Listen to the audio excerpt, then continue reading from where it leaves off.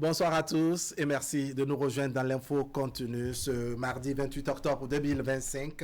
L'actualité nationale avec cette course contre la montre lancée par la Sénat en direction des partis politiques. C'est bien sûr aujourd'hui à minuit que l'institution boucle le dépôt, sinon la réception des dossiers de candidature pour les élections communales de janvier 2026. Jusque-là, la Sénat attend, elle attend encore et attend toujours pendant que les partis politiques consultent leur loge.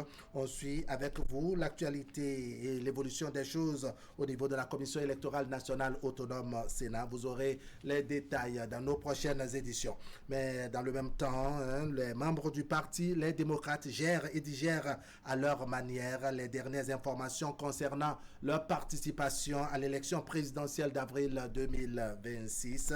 Le parti de Boni Yayi est fort clos pour cette compétition. La décision de la Cour constitutionnelle brise ainsi le rêve du duo Renaud Agbojo et Jude Lojou, ainsi que celui des militants du parti de l'opposition, de ce parti donc de l'opposition. La journée de ce mardi est teintée de déclarations variées et multiformes et aucune d'elles ne semble rassurée pour autant. Qui pour annoncer son retrait de la vie politique béninoise, qui pour dénoncer les clivages internes des LD et qui encore pour reconnaître la cohabitation difficile au sein du parti et sa participation quelque peu incertaine aux élections communales et législatives à venir.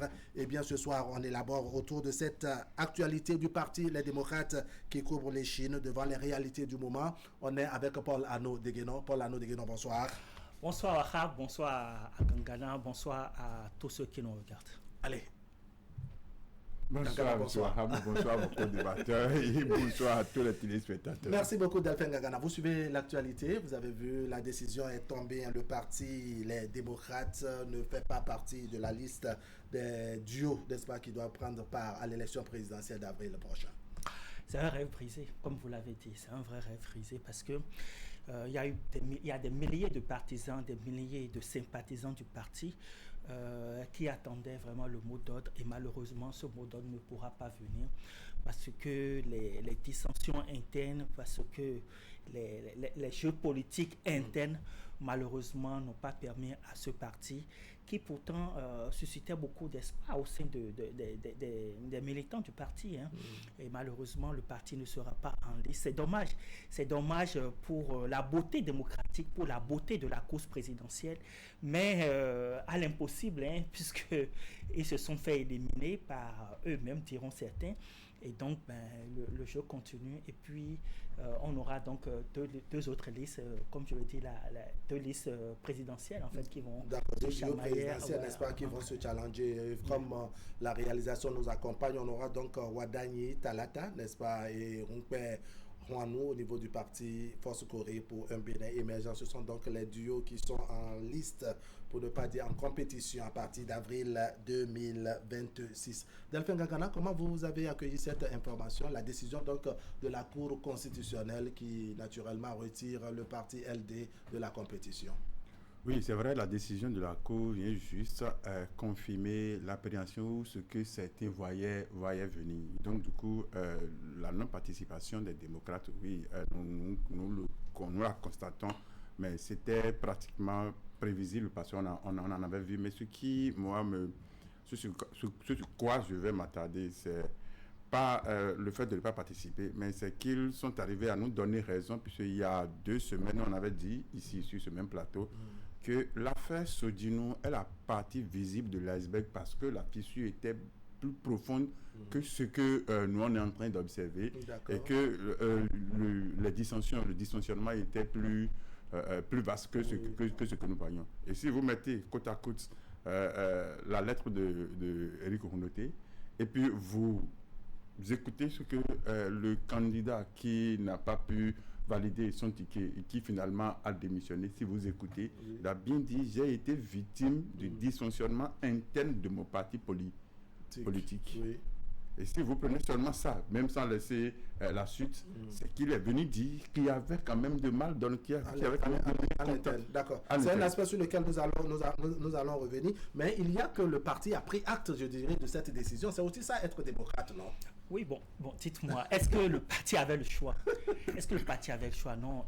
Le parti a joué toutes ses cartes. Hein, et le parti a joué toutes ses cartes. On les a vus recours sur recours et malheureusement, aucun de leurs recours n'a prospéré. Donc, ils n'avaient pas le choix. Et les deux cas qui s'offraient au parti, c'est de dire, bon, ok, je prends acte ou alors je ne prends pas acte. Mais l'autre penchant de la chose, c'est pas bon pour eux parce que c'est emmener leurs partisans à aller vers la voie de la violence et ça ce serait pas ça. D'ailleurs même ils n'ont rien à gagner en optant pour cette voie-là, donc ils ont pris la meilleure option qui est de prendre acte de la décision et c'est pour ça qu'il faut quand même saluer le maître Agbodjo qui a fait une très belle déclaration, qui a fait preuve vraiment de grandeur politique. C'est juste dommage que il ait donné l'impression de faire comme un feu de paille, comme l'a titré quelqu'un, parce que à peine venu, à peine parti. Donc moi j'aurais voulu vraiment qu'il prenne vraiment les choses sur lui-même, mais malheureusement il a décidé de partir. Bon, on lui souhaite bonne chance. D'accord. Alors on peut tout de même saluer, je dirais, cette façon d'agir du parti les démocrates, parce qu'après tout, une décision venant d'une institution, quelle que soit, je dirais, la nature de cette décision, que ça vous arrange ou non, vous êtes appelé à vous soumettre. C'est aussi ça, être démocrate. Oui, c'est vrai que on a dit les décisions de la Cour sont sans recours. Et quand vous faites appeler démocrate, vous n'avez pas intérêt à ne pas tout au moins prouver que vous êtes démocrate sur ce côté. Mais il faut dire, est-ce qu'ils ont le choix de faire autre chose? Parce que si vous écoutez c'est-à-dire le discours de celui qui a représenté la Sénat hier à la Cour, c'est qu'on a constaté, bien que nous ne soyons pas à la Cour, on a constaté quand même que pratiquement tous les recours ont été déposés hors délai. Hors délai, oui. Tous les recours ont été déposés hors délai. Or, ils étaient déjà dans une situation de difficulté. Donc, on ne devrait plus commettre de ces genres d'erreurs. Parce que sur les 5 ou les 4, le seul recours qu'on a dit, OK, que ça a été accepté, c'était le recours individuel personnel du colissier, qu'on a reçu, mais qui ne... En tout cas, qu'on estime que c'est sans fondement. C'est sans fondement. D'accord. Donc, tous les recours ont été formulés hors délai. Ça prouve que, bon, je ne vais pas dire qu'il y a quand même quelque chose qui ne va pas. Que le parti, en tout cas, a essayé de se battre, de se débattre. Donc, du coup, si vous faites tout ça, oui, c'est vrai que la politique, ce n'est pas un jeu de sentimentalisme et que quand vous laissez de fissures, soyez d'accord que des lézards pénètrent dans ça, même si les lézards n'ont pas envie de pénétrer, que vous laissez les fissures vont pouvoir pénétrer. Donc, on peut trouver des mains invisibles, des mains non invisibles, mais c'est parce que vous avez laissé certainement d'opportunités à certaines mains invisibles de s'y insérer. Mais maintenant, est-ce qu'on va pleurer sur le dos du lait renversé parce que Maître Agbodjo vient de démissionner?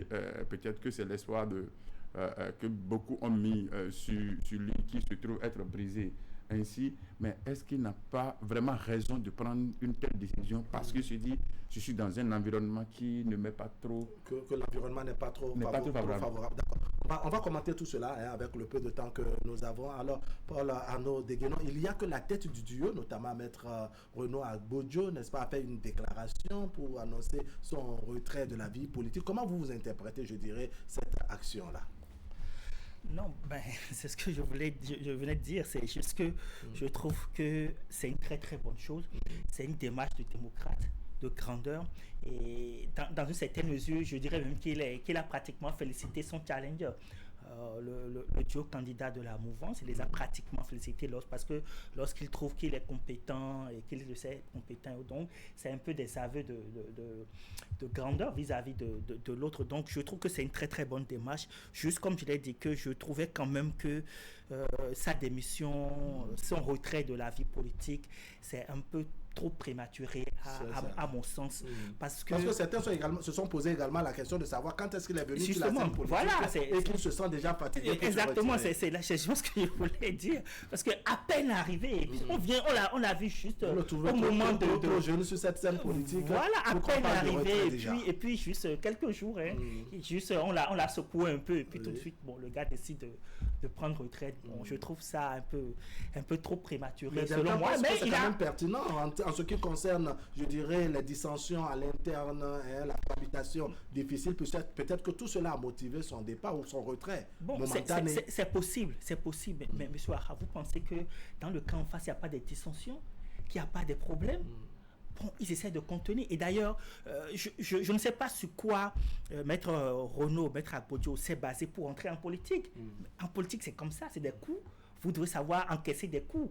Et apparemment, il donne l'impression qu'il ne sait pas encaisser les coups. Okay. Vous voyez? Donc, je ne sais pas sur quoi il s'est basé. Il n'a pas la carapace qu'il faut. Enfin, c'est l'impression qu'il a. En tout cas, c'est l'impression qu'il m'a donnée. C'est l'impression qu'il me donne à travers sa décision. Parce que, en temps normal, aspirer à ce grand poste de responsabilité, ben, vous devez quand même avoir une certaine carrure. C'est quand même le pouvoir suprême. Vous voyez un peu. Et donc, décider de prendre les rênes de... Quand même, c'est un peu le parti le plus important de l'opposition. Donc, décider de prendre les rênes du parti en tant que représentant de ce parti à une fonction présidentielle, c'est quand même quelque chose d'assez important pour que vous flanquez, que vous désistez tout de suite. Vous trouvez ça vraiment prématuré. Oui, on a entendu, je dirais, Maître Renaud Agbodio, mais son policier, on ne l'a pas encore entendu. C'est aussi stratégie parce que nous sommes dans une période où on a plusieurs fois entendu parler de stratégie politique. Oui, on n'a pas encore entendu son policier, mais son policier est son policier. C'est lui qui l'accompagne. Donc, si la tête parle, qu'est-ce que la queue fera d'autre, je ne sais pas, parce que Maître Agbodio ne peut pas dire je désiste et que le policier va dire je seul. Parce que même dans l'ordre, ce n'est pas le policier qui décide de quelque chose d'abord. C'est d'abord le titulaire. Mais parlant du choix de Maître Agbodio, oui, il est venu dans la politique quand? Oui, mais n'oubliez pas que Maître Agbodio se trouve être l'avocat. Vous voulez parler de sa décision? De se retirer de la scène politique. N'oubliez pas qu'il est l'avocat du parti politique. Ça veut dire qu'il a beaucoup d'informations et que quand on parle de dissension ou d'autres choses, ce n'est pas que c'est à l'avènement de son choix d'être candidat qu'il se trouve être informé au parfum de cette dissension. Ça veut dire qu'il en savait même peut-être beaucoup plus que certains responsables du parti. Et l'autre chose est que si on est allé le chercher, c'est parce qu'on lui a peut-être dit des choses, on lui a aussi fait des promesses, on lui a garanti des choses, mais qu'il a vu que finalement ça n'a pas prospéré, et que si ça n'a pas prospéré, est-ce que ce n'est pas bien de... Puisqu'il n'a pas dit qu'il sort définitivement de la politique. Il dit temporairement. Mais temporairement, ça peut être juste après les élections qu'il va se repositionner, ou ça peut être encore des années après. Mais s'il en vient en même temps à trouver que l'autre... Parce que le mal qu'il a choisi au ministre de l'économie, il n'a pas choisi ce même mal à Rumpé. Parce qu'il a dit tout le mal qui peut le souhaiter. Donc, mais putain, il y a deux duos encore en ligne. C'est-à-dire, vous demandez pourquoi il fait une fixation sur Romuald Wardani en cas de victoire. La victoire peut aussi venir de l'autre côté de Paul Rumpé, qui se trouve être quand même de l'opposition et même du premier parti politique. Est-ce que ça dit qu'on ne veut vraiment pas sentir Paul Rumpé? On ne peut pas vraiment sentir Paul Rumpé, ou bien c'est le fait que, ou bien c'est comme notre président l'avait dit, on aura le même candidat. Est-ce que c'est une autre façon de dire? Une autre façon de dire que bon, on est en train de choisir. Le même candidat. Non, soyons sérieux. Paul Rumpé, vous savez, nous savons tous. Paul Rumpé ne pèse rien du tout. Non, ne pèse rien. Je voulais emprunter les mots de l'Iroko là, son nom m'échappe là, l'ancien Bertin Kovi. Je voulais emprunter les mots de Bertin Kovi qui disait que si lui il allait aux élections, c'est que toute la famille avec tous les partisans de Rumpé, que finalement lui il aura plus de 100% des votes, parce que mais le parti de Paul Rumpé a quand même 6 maires. Mais ça en avait eu au-delà. Mais soyons sérieux, moi aujourd'hui, quand on me dit que Paul Rumpé, FCBE, c'est parti de l'opposition, moi j'ai jamais accepté cette affirmation. On veut savoir pourquoi, parce que on se reconnaît parti de l'opposition quand on se déclare ainsi au niveau du ministère de l'Intérieur et le parti de Paul Rumpé l'appelait.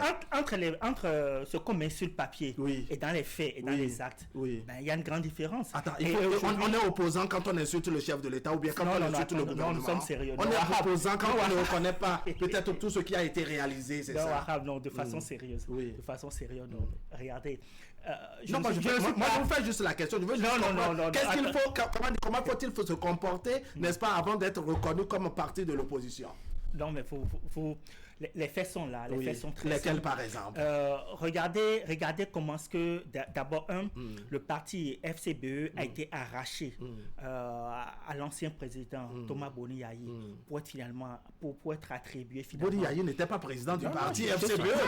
C'est en fait ça le président. Le problème, il n'était pas président du parti FCBE. Non, il n'était pas. J'ai dit, il n'était pas. D'accord, mais on lui a arraché à combat. Il n'était pas président du parti. Qui a formé FCBE? C'est un peu comme aujourd'hui, qu'on le veuille ou non, Talon, c'est de Talon qu'est né l'UPR et le BR, même s'il n'est pas le président. D'accord. Vous voyez un peu. FCBE, c'est le parti que Boni Yayi a formé, soutenu, entretenu au moment où il était président de la République. Oui, mais il n'était pas président. Je suis d'accord. Il n'était pas président du parti. Je suis entièrement d'accord avec vous. Mais finalement, par le truchement politique, on a vu comment est-ce que Paul Rompé est devenu président de la FCBE. Nous l'avons tous vu.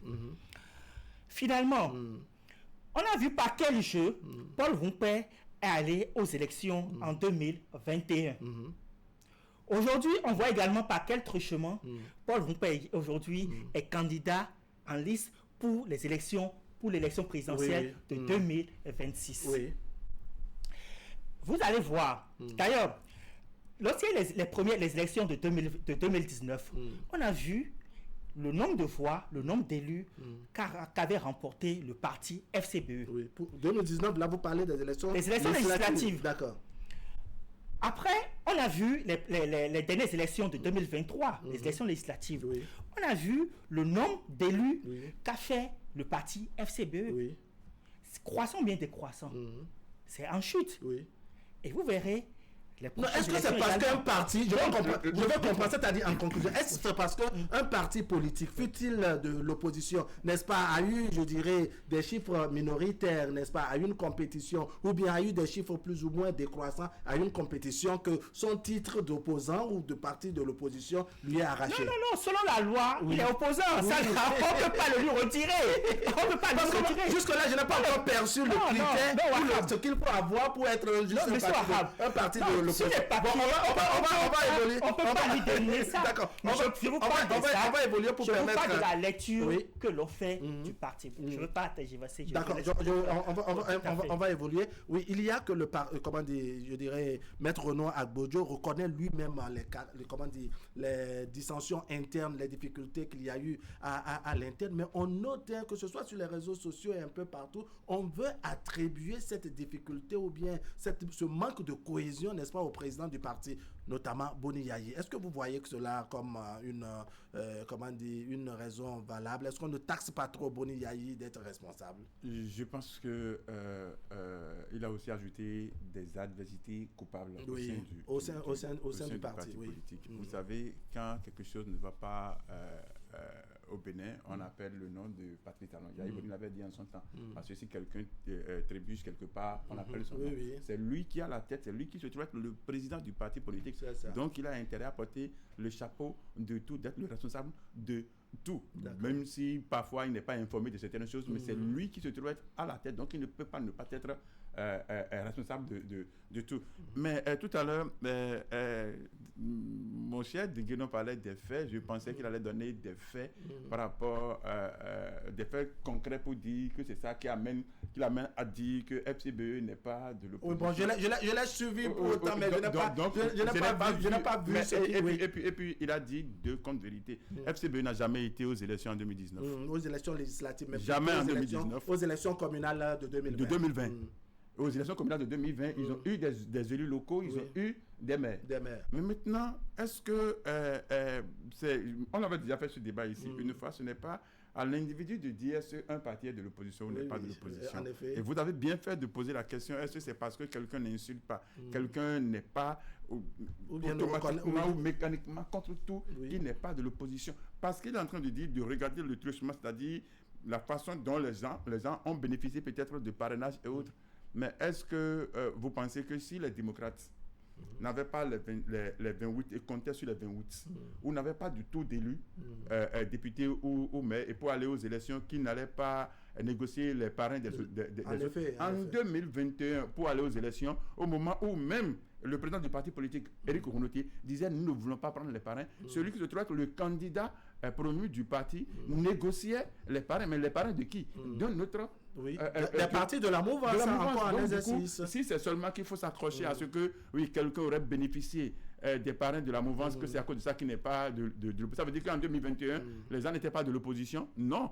Et puis non, finissons avec cette situation. Mais ça reste quand même le point de vue de Paul Arnaud. Oui, parce que beaucoup pensent également ce qu'il dit. Et donc, c'est quand même c'est la liberté dans les analyses. Je vais écouter Paul Arnaud de Guénon sur le fait qu'on veut, je dirais, tout attribuer à Boni Yayi, l'échec, dois-je dire, de cette compétition ratée à la présidentielle d'avril 2026, le manque de cohésion au sein du parti et tout ce qu'on dit du parti Les Démocrates, on estime que Boni Yayi en est responsable. Vous voyez les choses de la même manière? Non, on ne peut pas dire que la responsabilité incombe à 100% à Boni Yayi, même s'il est le président du parti.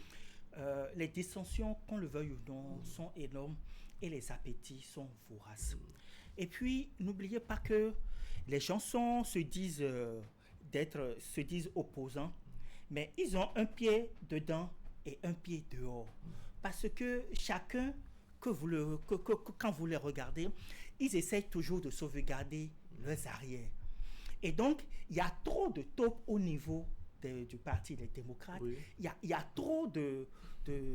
On dirait que vous êtes infiltré au niveau du Parti des démocrates pour connaître, savoir qu'il y a de taupes. Allons-y, il y a beaucoup de... C'est pour vous titiller un peu. Il y a beaucoup de gens, il y a beaucoup de personnes qui sont au niveau du parti, mais en réalité jouent de double jeu avec le parti. Et puis, il y a quelques faits aussi. Regardez, lorsque la fièvre électorale a commencé, sur la toile, qu'est-ce que vous allez constater? Au début, il y a quelques semaines, 2 mois environ, ce sont des éléments de la mouvance qui ont commencé par faire campagne pour Éric Rounotier sur la toile. Ah bon? Bien sûr, si vous suivez bien la toile. Moi, je n'ai pas ces informations. Non, si vous suivez bien la toile, vous allez constater tout de suite que ce sont les éléments, les gars, de la mouvance qui ont commencé par faire campagne pour Éric Rounotier. Ça dit qu'ils ont laissé le candidat, puisque le candidat de la mouvance est connu. Ils ont laissé leur propre candidat et se concentrent sur Éric Rounotier. Bien sûr, et le but c'était quoi? C'était de préparer l'opinion que Éric Rounotier est le meilleur choix pour le parti LD, mais pourrait ne pas être choisi, et que ce serait une mauvaise chose, ce serait qu'il serait lésé dans ses droits, le fait qu'il ne serait pas choisi. Et figurez-vous, ce sont donc des éléments de la mouvance qui ont commencé cette campagne-là. Et quand vous les suivez, vous dites tout de suite, attention, il y a forcément un jeu qui se prépare. Et la suite, c'est bien ce que nous avons constaté. Ce qui veut dire que c'est bien beau d'attribuer l'échec, tout ça à Boni Yayi, mais on peut imaginer également qu'il y a une main invisible qui était là. Mais la main, on la trouve invisible. C'est si invisible, mais on a trouvé que c'est une main. Non, s'il vous plaît. Oui, allons-y. Allons-y. Et cette main invisible, c'est un peu comme l'autre le disait tout à l'heure. Lorsque vous laissez des fissures, et sur le jeu politique, c'est normal que les lézards puissent s'infiltrer. Et c'est ce que nous avons constaté. D'accord. C'est ce que nous avons constaté. C'est ce que moi, ma curiosité. C'est ce que moi j'ai constaté. D'accord, c'est très intéressant votre développement, ça, il faut le reconnaître. En fait, moi, ce qui rend davantage le développement de Paul Arnaud de Guénon intéressant, parce qu'on l'a aussi entendu sur les réseaux sociaux et sur au niveau de certaines places publiques, n'est-ce pas, la main invisible qui serait entrée au niveau du parti Les Démocrates pour manipuler les choses. Cette main, elle est si invisible, n'est-ce pas? On ne la voit pas, mais on sait que c'est une main. On sait que c'est une main quand même. Ce n'est pas quelque peu sorcier, ça? Je ne suis pas des démocrates ni des autres, mais chez nous, on dit la femme qui ne sait pas danser accuse toujours ses mamelles. C'est ça. Parce que ce serait trop facile de dire que vous avez une famille. Une famille, c'est une consolidation, Oui. c'est que c'est une harmonie. Et que un de vos enfants se trouve être c'est-à-dire manipulé par votre ennemi voisin et qui est arrivé à vous atteindre, ça veut dire que vous n'avez pas en réalité une famille. Parce que vous n'avez pas en tout cas le contrôle des choses. Le contrôle. Donc du coup, reconnaissez que vous êtes faible. Je ne dis pas que les démocrates sont faibles. Non. Oui, c'est un schéma. Parce que si votre ennemi est arrivé à maîtriser des éléments que vous estimez être vos éléments sûrs, il arrive à les maîtriser et à vous déstabiliser, mais reconnaissez que vous avez manqué de puissance ou de capacité quelque part et félicitez-le. Ce n'est pas encore grave de dire ok, j'ai failli, parce que dire qu'il y a une main invisible, cette main invisible et on a entendu ça plusieurs fois. La note de Guénon, on n'est pas, je dirais, forcément auteur de cette formule-là. Il faut toujours trouver une raison à son échec et on n'a pas envie c'est-à-dire d'assumer. Sinon, ok, cette main invisible, la main est venue d'où et est tombée sur qui et comment? D'accord. Parce qu'il faut qu'ils vous souviennent que... Moi, d'abord, ce que je demande là, c'est qu'elle est invisible, on ne la voit pas, mais on sait que c'est une main. C'est pourquoi une main. Et qu'est-ce que ce n'est pas sorcier? Ce n'est pas sorcier. Et une main qui est si forte, mais qui vous souviennent. Les mains visibles n'ont pas eu la même force que la main invisible. La main invisible est tellement trop forte que les mains visibles n'arrivent peut-être pas à tenir. Mais c'est normal. C'est normal. Pourquoi? Mais regardez, moi, j'ai été surpris un peu par l'accélération, le coup d'accélérateur qui a été donné dans la décision du tribunal. Quand vous voyez un peu comment les choses se sont passées, c'est-à-dire qu'on a eu l'impression même que la décision était même déjà prête, sortie pratiquement, avant même. Ça c'est une impression. Tout cela a été légalisé. Tout est arrivé au niveau de la Cour constitutionnelle. C'est vrai que les décisions de la Cour sont sans recours, mais ça ne nous est pas... Ça n'empêche pas les commentaires. Non, en fait, je sens que vous voulez nous retourner un peu en arrière parce qu'on a déjà tellement entendu ça. Il y a même des membres du parti, les démocrates, mais au finish, on a vu on a senti que la procédure n'était pas biaisée pour autant. Mais vous savez bien que dans ce pays, il y a les fautes mineures, il y a les fautes majeures. D'accord. Vous savez bien, c'est tout dans ce même pays qu'on a vu que 39 plus 0, égale 40, etc. Vous voyez donc, tout est possible dans notre pays. Et les exemples sont légion. Je ne reviendrai pas sur ces exemples-là. Vous voyez. Donc, lorsqu'on veut vous atteindre, on vous atteindra. Oui. Alors prenez vos dispositions. Si vous n'avez pas pris les dispositions, eh bien là, on trouvera votre faiblesse. Je suis d'accord avec vous. D'accord. Je suis d'accord avec vous, mais face à un pouvoir décidé, c'est très très difficile, surtout lorsque vous n'arrivez pas à bien gérer les décisions. Donc le véritable problème, c'est qu'il y a déjà des tensions à l'interne qu'on n'a pas su gérer. C'est une évidence. D'accord. On a le temps qui passe. Je veux rester avec vous pour parler par exemple des élections communales et législatives. Sans doute le parti, les démocrates aspirent à ces élections également. Ils ont pris acte de la décision de la Cour où ils sont forclos pour la présidentielle. Aujourd'hui à Munich déjà, on clôture le dépôt des dossiers pour les élections communales au niveau de la Sénat. Comment vous voyez, je dirais, tout cela pour le parti? Ça devient une forme de pression, hein? Non, je pense que la personne qui devrait se gratter les couilles actuellement, c'est Candidat Zanaï. Ah bon? Oui, c'est Candidat Zanaï qui a dit que tout ça là, enfin, qui avait donné l'impression d'avoir prédit tout ce qui s'est passé. Ah bon? Oui, moi je pense que si j'étais démocrate, je n'irais pas à ces élections, je n'irais plus à ces élections. Pourquoi? Non, c'est mon avis. C'est mon avis. Parce que si j'étais démocrate, heureusement que je ne le suis pas, heureusement, mais si j'étais démocrate, je pense que je n'irais pas. Je déposerai plus mes dossiers pour les communales. Ah bon, ça, tout à l'heure, c'est vous qui, par exemple, trouvez que le retrait de Maître Renaud Agbojo, c'était trop prématuré. Non, c'est pas la même chose. On vous comprend très. Alors, comment vous voyez, je dirais, le futur, puisqu'il y a les élections communales, les élections législatives, également d'ailleurs à Munich, tout à l'heure, on clôture le dossier pour les communales. On a un représentant, n'est-ce pas, le représentant de la rédaction de Canal 3 Bénin, pour ne pas dire l'envoyé spécial de Canal 3 Bénin au niveau de la Sénat, c'est bien entendu Teddy Goudalo. Jusque-là, aucun parti politique n'est arrivé. Jusque-là, c'est vrai qu'on a annoncé les partis de la mouvance et certains à partir de 20h, on s'en va vers 20h30, mais on n'a encore personne. Allons-y. Oui, vous savez, le plus souvent, les gens se précipitent toujours à la dernière minute pour aller déposer leur dossier. C'est ce qu'on avait l'habitude d'assister. Mais pour les élections présidentielles, bon, on a vu que les gens l'ont fait un peu, en tout cas, différemment que ce que nous avons l'habitude de voir. Mais je ne sais pas pourquoi, depuis 4 jours jusqu'à aujourd'hui, il n'y a pas encore de dépôt. Mais reconnaissons quand même que les pièces à déposer, ce sont des trucs qui sont... C'est-à-dire, c'est beaucoup. Est-ce que les gens sont en train de s'organiser de sorte à ne pas faire des erreurs ou est-ce que... Parce qu'il paraît qu'il y a une plateforme qui est dédiée à ça où il faut déjà faire un genre pré-enregistrement sur la plateforme. Est-ce que c'est ça qui fait que les gens ont trouvé que bon, ils peuvent déjà tout faire, juste aller... Pour le numérique, il y a aussi le dossier à déposer de façon physique. Et aller déposer. Oui, Paul Arnaud Deguenon qui fustige la démission de quelqu'un qui trouve qu'il y a trois différents examens à participer et que quelqu'un a refusé de participer à un examen parce que on a dit tous ceux qui sont je sais pas, dans cette classe ne vont pas participer à ça et que lui trouve que les autres examens qu'on n'a pas besoin d'y aller. C'est son point de vue. Oui, peut-être qu'ils sont nombreux également à penser les choses de la même manière. Quand vous trébuchez, ne regardez pas là où vous avez renversé votre bagage, mais regardez là où vous avez trébuché. Parce que déjà le 2 septembre 2025, le jour où les élus sont allés retirer leur parrainage. C'est le 2 ou bien le 3 septembre? Le 2. Oui, d'accord, allons-y. Le 2 septembre.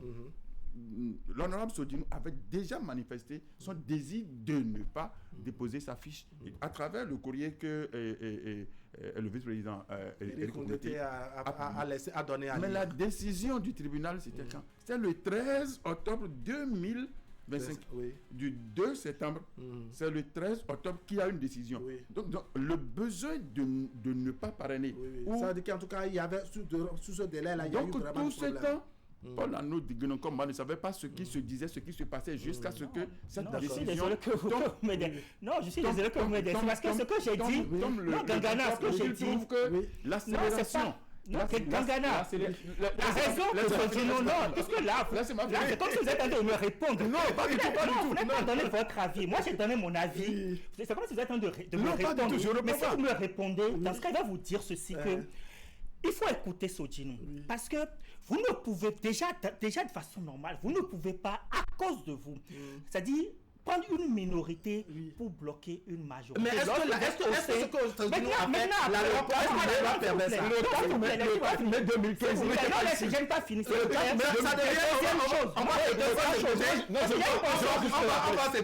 deuxième chose, non, attendez. Deuxième chose, lorsque vous êtes dans un parti politique, et que juste à cause de vous, parce que ça c'est à cause de, parce que c'est juste des raisons personnelles internes propre à Sodinou, vous décidez de bloquer votre parti pour une échéance aussi importante. Vous savez combien de personnes sont au carreau à cause de ça? Ne serait-ce rien que les imprimeurs, les machines, tout ce qui est en jeu. Et juste parce que vous décidez que non, c'est pas la tête de telle personne ne vous plaît pas, donc vous décidez de bloquer, de sanctionner. Est-ce que ce qu'il a... C'est son droit. Oui, est-ce que... C'est son droit. Mais ce n'est pas démocratique. Mais ce n'est plus démocratique. Parce que on fait quel choix? On fait le choix genre démocratique ou bien le droit de Sodinou? Il a le droit de... Mon frère, merci beaucoup.